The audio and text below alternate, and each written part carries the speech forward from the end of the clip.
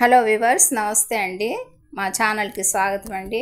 చూస్తున్నారు కదా, ఇవి ఫ్రాన్స్ అండి. ఫ్రాన్స్ ఫిష్ సీ ఫుడ్ అండి.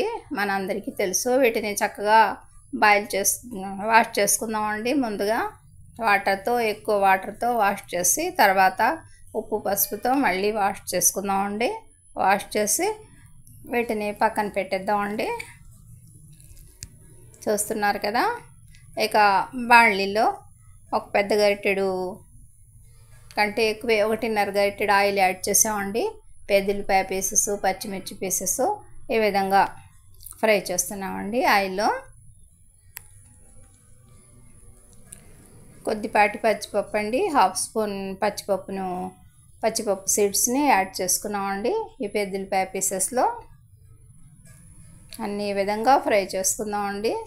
1 నిమిషం తర్వాత ఇక మన పెద్దల్లిపాయ పీసెస్ కొద్దిగా కలర్ చేంజ్ అవుతాయి కదండి, కొద్దిగా చేంజ్ అయ్యాయండి.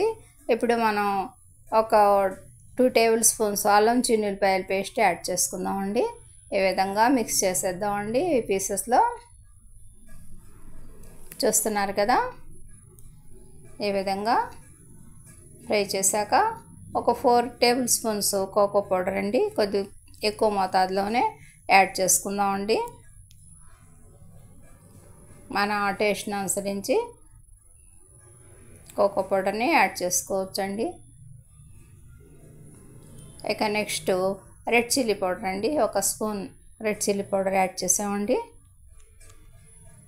అన్నీ ఈ విధంగా మిక్స్ చేస్తూ 1 నిమిషం పాటు ఫ్రై చేశాక మనం వాష్ చేసి పక్కన పెట్టుకున్న ఫ్రాన్స్ పీసెస్ని అందులో యాడ్ చేసుకుందామండి.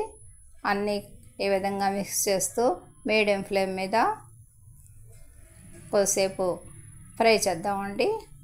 అందులో వాటర్ వస్తుంది కదండి, ఆ వాటర్ ఎగిరిపోయాక 1 కప్పు వరకు వాటర్ యాడ్ చేసుకుందామండి.